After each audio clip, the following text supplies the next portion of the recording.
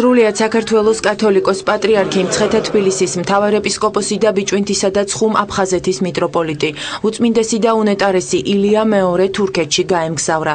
საქართველოს ეკლესიის მწყემსმთავარი მეზობელ ქვეყანაში ბათუმისა და ლაზეთის ეპარქიის სასულიერო პირებმა და მრევლმა გააცილა. დელეგაციის წევრებს შორის არიან ზუგდიდისა და ცაიშის მიტროპოლიტი გერასიმე, გორისა და ატენის მიტროპოლიტი ანდრია და პროტოპრესვიტერი გიორგი ზვიადაძე.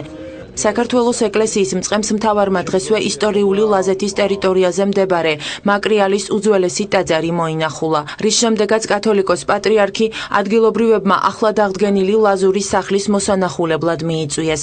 ნაგებობა დაბა ფინდიკლში მდებარეობს და ის უძველესი ლაზური სახლის ზუსტ ასლს წარმოადგენს.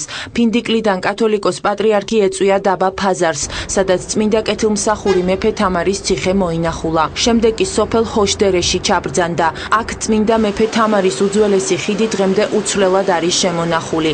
აქვე საქართველოს ეკლესიის მწყემსმთავარს ლაზები დახვდნენ. კათოლიკოს პატრიარქმა ისინი დალოცა და სიმბოლური საჩუქრები გადასცა. აღსანიშნავია ისიც, რომ ჰოშდერეში მცხოვრებ ლაზებს საქართველოსა და ქართველებთან მჭიდრო მეგობრული ურთიერთობა აქვთ. საქართველოს ეკლესიის საჭეთმყრობელი ხვალგაემგზავრება ანკარაში, სადაც ოფიციალური ვიზიტის ფარგლებში შეხვედრაა დაგეგმილი. ფინდიკლში ბევრი ლაზი ცხოვრობს და მათ ისევე როგორც საქართველოში აქაც თითოეულ სტუმრისთვის კარი ყოველთვის ღია აქვს. ძალიან გვიხარია კათოლიკოს პატრიარქის ჩამობრძანება. აქ თითოეული სწორედ მასთან შესახვედრად შეიკრიბა. გულთბილი დახვედრის შემდეგ ასევე ადგილობრივებს მასთან გასაუბრების საშუალებაც მიეცათ.